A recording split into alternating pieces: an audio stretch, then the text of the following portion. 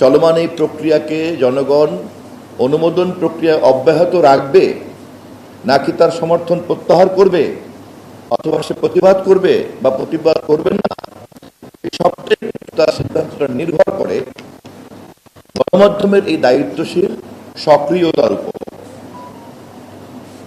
সেই গণমাধ্যমের মধ্যে আবার আপনারা হচ্ছেন একেবারে dedicated for the judicial process. বিচার বিভাগের মধ্যে, রাষ্ট্রের 3টি বিভাগের মধ্যে বিচার বিভাগ হচ্ছে আরো অনেক গুরুত্বপূর্ণ, একটা অভিভাবকের দায়িত্ব পালন করেন।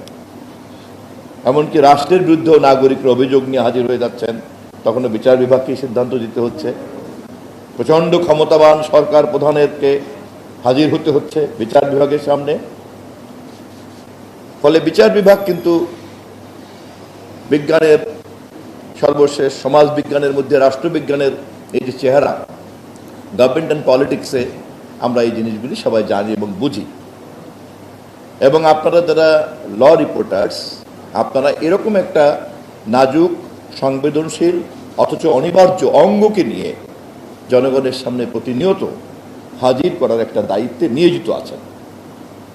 এবং সে কারণে আমরা যারা পত্রিকার পাঠক এবং বিশেষ করে আইন অঙ্গনের সংবাদকে যখন আমরা দূরবীন দিয়ে পাঠ করার চেষ্টা করি, যে জাতীয় পাঠকরা, সেই পাঠকরা কিন্তু আপনাদের প্রতি একটা বিশেষ গুরুত্ব বহন করি। আপনাদের মনোযোগ দেওয়ার ক্ষেত্রে কিন্তু আমরা একটা বিশেষ গুরুত্ব আমরা আরোপ করি। না, যখন নিখুঁত হয় না তখন নিজের চেহারাটা বাঁকা বাঁকা দেখা যায়, এক চোখ ছোট এক চোখ বড় দেখা যায়। অতএব রাষ্ট্র এবং সমাজের আয়না হিসাবে গণমাধ্যমকে নিখুঁত না করলে রাষ্ট্র এবং সমাজ সম্পর্কে ভুল প্রতিবিম্ব কিন্তু হাজির হবে। গণমাধ্যম যে কোনো সভ্য রাষ্ট্র এবং সমাজে,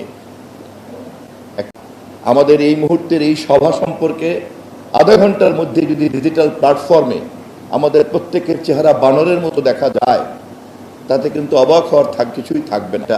আয়নার দায়িত্ব পালন করে। সে কারণেই কিন্তু আধুনিক রাষ্ট্রবিজ্ঞানে গণমাধ্যমকে আমরা চতুর্থ স্তম্ভ হিসাবে জানি।